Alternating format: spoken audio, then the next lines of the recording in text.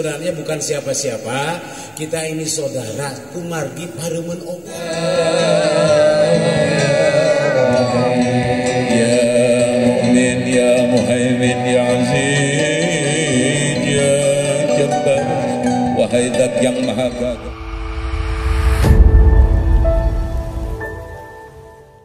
Baik, sahabat-sahabat semua, saya ingin mengeksplor dulu dari satu-satu sahabat saya tentang apa itu bahagia dan apa itu menderita dalam tanda petik kumahasi nunamina bahagia cekang Sigit, cekang Asep Adan Bumairi, menurut Kuwu, Pak Kuwu Suku Malati Suka, menurut Kang Jenny, menurut Auji, dan menurut kawan-kawan lain.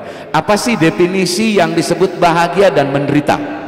Nah, kita akan mintakan dulu yang pertama salah seorang tokoh Tasikmalaya. Beliau adalah tokoh besar, di hadapan saya besar. Kang Asep ini orang besar, seorang mantan politisi, seorang mantan pimpinan organisasi Islam yang lurus, nggak pernah belok-belok. Nah, mantan itu nggak ada urutnya berarti ya. Iya, karena selalu jadi dikenang orang. Kang Asep, menurut Kang Asep naon sih bahagia, naon sih sedih gitu loh. Karena ini kan bahasanya, bahasa bukan hanya bahasa kedokteran, bukan hanya bahasa psikologi, tapi juga dalam Al-Quran, dalam berbagai referensi kitab ditemukan referensi-referensi tentang kalimat hazan, kalimat farrah. Bahkan nyuwun sewu, apabila orang tepang, apabila kita bertemu dengan fadl dan rahmat Allah, misalkan kumpul itu kan fadl dari Allah, kita bergembira pengajian itu juga fadl dan rahmat dari Allah. Untuk mengisi fadl dan rahmat, untuk menyongsong fadl rahmat, maka kata Allah faliyafrahu, bergembiralah engkau. Jadi barang siapa orang pengajian gak gembira, sesungguhnya dia tidak sedang menjemput rahmat Allah. Masa pengajian loh, ini bahaya. Situasi pengajian hari ini di kita yang ada kemarahan dan kecut. Kalau nggak setuju dengan pembicara, kecut mukanya, betul? Tapi ketika apa yang disampaikan pembicara itu menukik menurut kebenaran subjektifnya, dia akan teriak setuju. Bahkan cenderung, mohon maaf, takbir itu menjadi murah hari ini, sebagaimana kata toleransi menjadi murah hari ini. Saya melihat ada kebablasan dari kedua belah pihak. Semua tidak mau melakukan reasoning dan kajian ulang. Saya khawatir lama-lama umat Islam akan terbelah karena persoalan-persoalan ini. Maka malam ini kita bicara hakikat, kita bicara substansi. Oke, Kang Asep, minta resume, apa sih bahagia, apa sih susah gitu. Memang pertanyaan sederhana, tapi juga ini perlu dieksplor gitu. Tapi jawabannya katanya butuh perenungan. Oke, Kang Asep, kita applause dulu buat Kang Asep Kang Asep Adan Bumairi. Monggo Kang Asep. Nice, silakan. Boleh dengan pengalaman pribadi, boleh. Silakan Mas. Sederhana tapi dalam nih.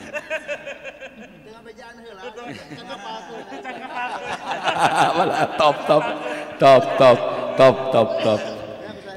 Nah. Jadi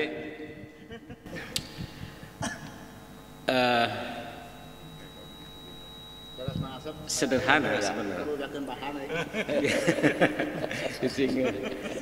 Kalau menurut saya kembali kepada fitrah, bahagia itu. Hanya persoalannya untuk menggali makna fitrahnya itu yang tentu tidak sederhana. Allah membekali akal. Akal itu adalah perpaduan daripada pikiran dan kolbu. Pikiran dan kolbu adalah akal. Iya, itu menurut Dr. Musa Al-Asy'ari dalam disertasi. Perpaduan antara akal dan kolbu itulah pikiran dan kolbu itu adalah akal. Akal, oke. Nah, jadi bahagia itu adalah kembali kepada fitrah. Jadi kita menemukan fitrahnya. Jujur semua orang pun kalau bertolak belakang dengan fitrah yang dalam pada dirinya, jujur itu tidak akan bahagia. Orang yang tidak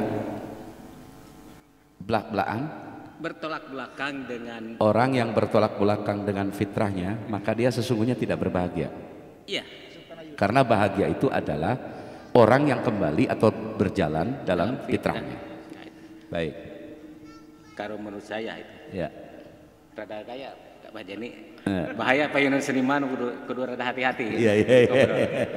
Jadi lamun di pengajian biasa mah jeblak. Iya. Tepuk tangan dong buat Kang Asep Adnan. Itu ya. Baik, selanjutnya Kang Jenny mau nambahin silakan.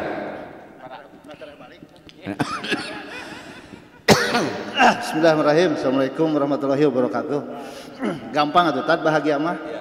Jawabannya pas aya kahayang, pas aya. Pas ada kemauan, pas dipenuhi. Ya. Oke. Bahagia. Terus itu bahagia. Terus satu lagi non? Definisi sedih. Sedih. Prihatin. Pas aya kahayang, pas eueuh, sedih. Pas mau tidak ada, itu adalah kesedihan kata beliau. Jadi amat materialism. Materialism banget ya. Iya. Kebendaan ya. Itu. Ayo jawaban yang rada susahnya mau eleh ku Kang Asep Danielin. Iya. Menurut tadi saya Musa. Dokter Musa Asari bahwa kebahagiaan itu sesuai dengan fitrah itu adalah keseimbangan antara qalbun dan fikir. Nah ini nanti tolong dibedah lagi, fikir bahasa Arab, qalbun bahasa Arab, akal bahasa Arab, pabulit syatata. Ya, itu karena keterbatasan saya atas bahasa Arab. Tapi kemarin saya sore-sore ngobrol sama orang yang sedang belajar ateis, gampang bahwa ciri manusia bahagia kalau dari sudut fitrah itu, kalau menurut saya, kalau tadi Syekh Asari ya, mudah-mudahan kalaupun salah tidak terlalu salah, bahwa manusia itu bergerak atau tergerak satu dilatar belakangi oleh pikiran otak, kaharti ku otak jalan. Yang kedua dilatar belakangi oleh hate, cocok jeung hate ngarina pasti jalan. Yang ketiga patuangan gitu. Pokoknya mah komuna politik aya buruh jalan betul. Nah, luar biasa statement gitu ya. Nah ini kalau sampai pada hipotesis atau nominal ya kan ngajalan menuju ngacapruknya. Mabok kopi. Kopi 2 gelas, rokok penta-penta. Jadi keseimbangan antara pikiran, hati dan perut itu melakukan gerakan dan itu jika seimbang maka itulah manusia. Jika didominasi oleh pikiran yang mana pikiran itu cenderung mengakali bukan akal ya. Maka manusia itu berubah menjadi setan. Kalau didominasi oleh hati, mana hati itu simbol dari kebenaran, maka malaikat. Dan kalau didominasi oleh perut, maka binatang. Nah keseimbangan itulah cirina manusia sajati. Oke, thank you Mas Uje. Oke, terima kasih. Sederhana sebenarnya, pertanyaan saya kan sederhana sebenarnya. Apa sih definisi bahagia, apa definisi sedih? Ini kan dua hal yang selalu menghinggapi kehidupan setiap manusia, tidak memandang kelas apapun. Mau dia ateis, mau dia mukmin, mau dia liberal, mau dia kapitalis, mau dia artis, mau dia kiai. Tapi sebelum itu jauh, saya juga ingin dengar dulu. Ini ada seorang kepala desa yang jauh di ujung langit. Yang di desanya itu ada potensi gua antek, di sana ada juga curug luhur, ada juga alam terawang, alam panenjoan, bisa melihat. Coba Paku, definisi Paku atau pikiran Paku, pendapat Paku, cek aing mah bahagia teh ini, cek aing mah sedih teh anu gitu loh. Saya ingin resume dari Paku. Silakan Paku. Silakan. Assalamualaikum warahmatullahi wabarakatuh. Kalau menurut saya bahagia itu simpel, Pak Haji. Bahagia itu ketika kita dikasih kesehatan, baik itu sehat batin, sehat rohani dan jasmani. Mungkin itu ketika definisinya, kalau misalkan kita diberikan kesehatan, apapun yang kita cita-citakan insya Allah akan terwujud dan terlaksana gitu. Cuman kuncinya mungkin ada 4 menuju kebahagiaan. Zaman sekarang itu kan udah zaman modern, zaman globalisasi, zaman serba IT dan canggih. Nah, kuncinya kalau kita ingin bahagia, yang pertama untuk sekarang kita kerja keras.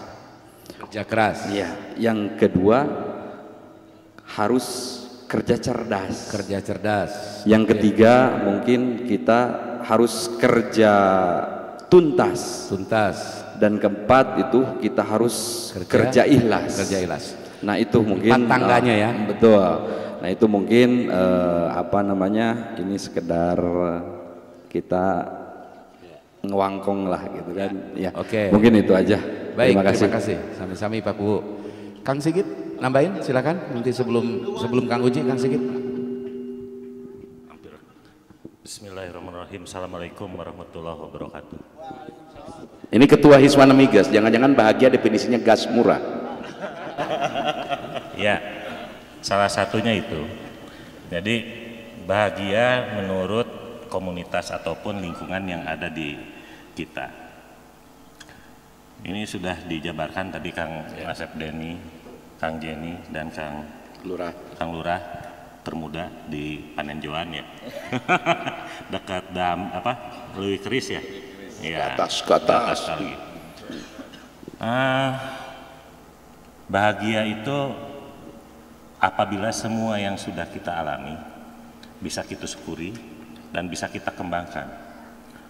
Khairunas anfa'uhum linnas. Sebaik-baiknya manusia yang memberi manfaat ke orang lain. Pakai hujah dalil hadis luar biasa. Luar biasa ketua gas kita ini. Luar biasa. Iya. Atau yang ampau. Jadi ada yang memberi ampau itu kebahagiaan. Jadi pas-pasan, pas butuh, pas ayah ampau. Allah Akbar. Dan itu apabila kita tadi kerja cerdas, kerja keras, akhirnya kerja ikhlas, insya Allah kebahagiaan itu akan senantiasa hadir. Manakala kita pas butuh, insya Allah. Kalau tidak begitu berarti menderita atau sedih. Penderitaan atau sedih itu kan kita yang membuat. La tahzan. Allah. Jeung kiai jadi aya istilah-istilah nu ya. Tapi alhamdulillah bergaullah dengan kiai karena nggak akan pernah rugi. Kita dekat dengan Allah tadi, tuntaskan kerja kita dengan ikhlas. Biarkan Allah yang bekerja dan jangan pernah sedih. Allah, terima kasih. Tepuk tangan dong buat ketua gas kita, Hiswana Gas. Silakan Kang Uji. Bismillahirrahmanirrahim. Assalamualaikum warahmatullahi wabarakatuh. Jadi kalau menurut pendapat saya, merasa senang tuh ketika bahagia itu adalah emosi di mana karakter kita senang, ada dalam keseimbangan, penuh rasa syukur dan kita puas untuk menjalaninya. Karena saya posisi hari ini diundang oleh Pak Kiai mewakili dari komunitas Biker Subuhan. Nah, kenapa saya bergabung ke Biker Subuhan? Karena tagline-nya aja Born to Ride to Jannah. Allah. Jadi kita lahir untuk berkendara, tapi berkendara kita untuk menuju surganya Allah. Nah, mudah-mudahan kami dari Biker Subuhan diberikan oleh Allah keistiqomahan untuk bersilaturahmi ke pelosok-pelosok masjid yang ada di kota Tasikmalaya. Bahkan qadarullah kemarin kita bergabung dengan Biker Subuhan Seperiangan Timur. Insya Allah kita akan mengadakan kunjungan atau silaturahmi ke berbagai masjid. Mudah-mudahan hadirnya Biker Subuhan menjadikan motivasi untuk para warga-warga yang ada di sana untuk bisa memakmurkan masjidnya masing-masing. Amin. Allahu Akbar. Nah, jadi rasa bahagia itu kalau di komunitas Biker Subuhan, ketika kita bisa bersyukur dengan nikmat yang telah diberikan oleh Allah, dengan segala yang telah diberikan oleh dengan menjalankan segala perintahnya dan menjauhi segala larangannya, dan doakan kita bukan orang baik-baik, tapi kita ingin menjadi orang yang lebih baik dan bermanfaat bagi masyarakat dan umat Islam secara keseluruhan. Subhanallah. Dan tagline yang terakhir Biker Subuhan, batur jadi dulur sanajan beda teu pasea. Jadi mudah-mudahan dengan hadirnya Biker Subuhan kita bisa membuat bahagia buat Biker Subuhan dengan terbentuknya ukhuwah Islam. Subhanallah. Terima kasih Kang Uji. Terima kasih. Bahagia dan menderita sesungguhnya adalah permainan Tuhan. Lakunya yang dilakoni oleh semua makhluk. Resiko yang didapatkan oleh makhluk. Karena makhluk atau manusia, sebut saja kita sebagai makhluk Allah, kita tidak memiliki diri kita sendiri. Tidak ada ruang otoritas bagi hidup kita sendiri.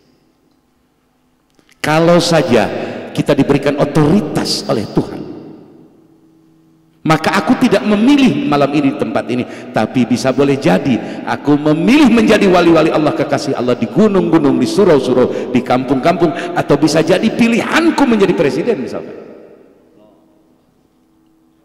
Jadi bahagia dan menderita itu adalah permainan Tuhan, kerja Tuhan dalam tanda petik. Maka kita sering mengucapkan la haula wala quwata illa billahil aliyil azim. Seorang wali bertemu dengan wali di satu masjid, kekasih Allah sedang itikaf. Yang satu itikafnya sholat, nangis terus kerjanya, nangis terus. Yang satu tertawa-tawa, tersenyum-senyum. Padahal ini dua-duanya adalah kekasih Allah, aulia illahi ta'ala, adalah wali-wali Allah. Tetapi yang satu kerjanya, loh kok kamu nangis terus, kenapa? Yang ditanya nangis terus, wali ini kembali nanya, ari anjeun kunaon kang seuri we senang we hirup teh. Anda ini kelihatannya kok tenang, kok tidak ada rasa takut, tidak ada rasa khawatir. Orang yang wali satu lagi yang sering tertawa dan tersenyum, bahkan sholat sunatnya tidak sebanyak yang orang nangis tadi, wali yang nangis tadi. Dia menjawab, untuk apa aku bersedih? Sebab aku tidak punya lelaku apapun. Lelakuku adalah lelaku Allah, dan hidupku sudah dijamin oleh Allah. Dan kamu kenapa kok nangis terus? Kata wali yang sering nangis, bagaimana aku tidak menangis? Karena aku takut dicampakkan oleh Tuhanku. Karena ibadahku, taubatku, istighfarku, baca Quranku, siang malam aku berzikir, siang malam aku mencari ridha Tuhan, aku terus menuju kepada Allah. Jangan-jangan aku tidak sampai kepadanya, atau setelah sampai aku dicampakkan oleh Tuhanku. Ada seorang wali yang menengahi ini semua. Kata wali yang menengahi, hei sahabat-sahabatku, kenapa engkau dipengaruhi oleh rasa takut? Dan kenapa pula engkau dipengaruhi besar oleh rasa gembira, oleh rasa tenang? Karena sesungguhnya takut dan gembira dua-duanya adalah makhluk yang diciptakan oleh Allah. Surga dan neraka adalah makhluk yang diciptakan oleh Allah. Kalau engkau menuju kepada makhluk, maka apa bedanya engkau dengan mereka? Syai'atullah membagi ini menjadi makom i'tidal. Ada orang yang terpengaruh karena kondisi prihatin, dia bertobat kepada Allah. Bahkan Syai'atullah mengatakan, apabila kepedihanmu timbul karena sebab perbuatanmu, karena iradah hadisamu, apabila sedihmu muncul karena persoalan-persoalan hidupmu yang kau hadapi sehari-hari, kata Syai'atullah, segeralah arruju ilallah, kembali menuju Tuhanmu. Dan kembali kepada dirimu. Man arafan nafsah arafar rabbah. Barangkali cita-cita yang tidak tercapai, sesuatu yang menyakitkan itu karena ulahmu tidak berbaik-baik dan bergaul dengan Tuhan.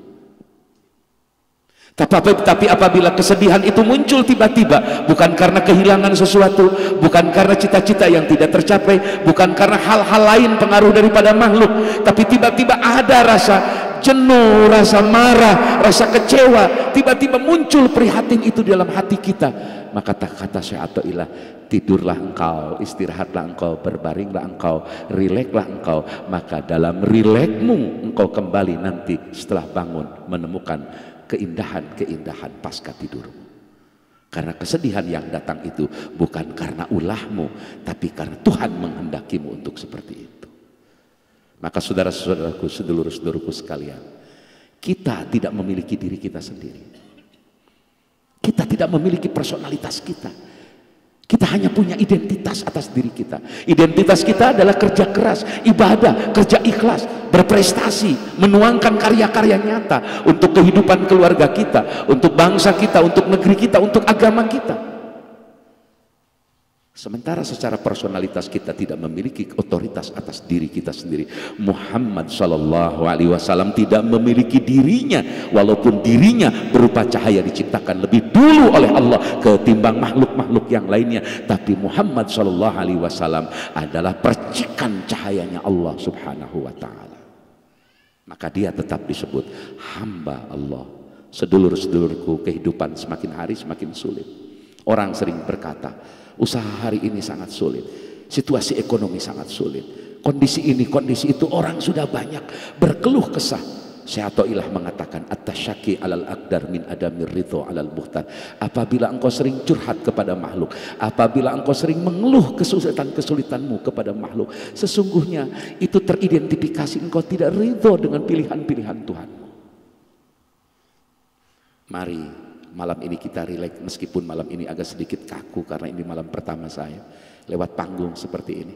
Tapi insya Allah saya rencana 2 bulan 3 bulan ke depan sudah menghubungi beberapa sahabat. Mas MH Ainun Najib juga mudah-mudahan kembali berkenan datang ke Tasikmalaya.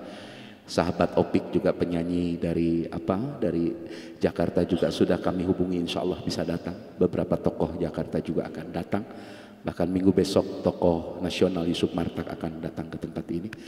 Jadi buat saya kebahagiaan sejati adalah ketika aku menemukan diriku bahwa aku tidak punya otoritas apa-apa atas diriku.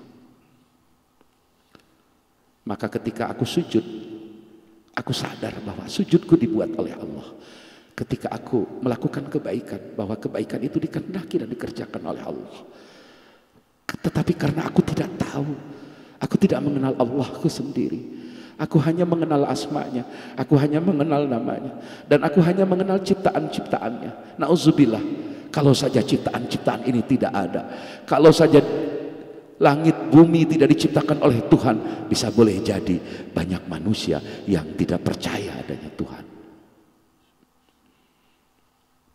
Mari saudara-saudaraku semua, malam ini malam yang singkat, kita akan akhiri pukul 11 nanti bersama Kang Mas Mat Honger, sahabat saya, kakak saya, Kang Honger dan teman-teman KPJ Bandung. Saya ingin tempat ini jadi tempat singgah para musisi jalanan. Karena percayalah, engkau tidak lebih rendah ketimbang aku. Bisa boleh jadi engkau lebih mulia ketimbang aku. Engkau bernyanyi dari pinggir jalan ke pinggir jalan, dari terminal Ledeng ke terminal Leuwi Panjang dengan teman-temanmu. Itu lebih mulia bisa boleh jadi ketimbang saya. Saya dari panggung ke panggung bisa boleh jadi menjual ayat-ayat Tuhan. Oleh karena itu, kebahagiaan sejati adalah kebahagiaan rasa mengakui kita tidak punya otoritas apa-apa terhadap diri kita sendiri. Kalaupun Tuhan menghendaki dengan kudrah hadisahnya atas diri kita dengan kudrah kadimah dan kudrah hadisah, semua itu hanya bentuk lelaku kita sebagai hamba yang mutlak, yang penuh dhaif dan kelemahan. Maka apalah manfaatnya kesedihan di dalam hidup? Apalah manfaatnya kesulitan-kesulitan yang menimpa kita, sebagaimana apalah manfaatnya kebahagiaan-kebahagiaan yang menerpa dan mengimbangi hidup kita. Bahwa kebahagiaan dan kesedihan dua-duanya adalah makhluk Tuhan. Yang kata Syekh Athaillah, kalau engkau menuju ke sana terus dan hidupmu hanya tertuju untuk menyelesaikan penderitaanmu dan hanya untuk mengejar kebahagiaan-kebahagiaanmu, maka engkau terjebak di dalam lubang yang sama, kata Syekh Athaillah. Orang yang sudah menemukan dirinya, menemukan Tuhannya, dia tidak lagi mengerti tentang bahagia dan menderita, karena yang dia mengerti hanyalah Tuhan di dalam hidupnya senantiasa mengawasi, memberikan dan mengecorkan rahmat yang tiada henti-henti.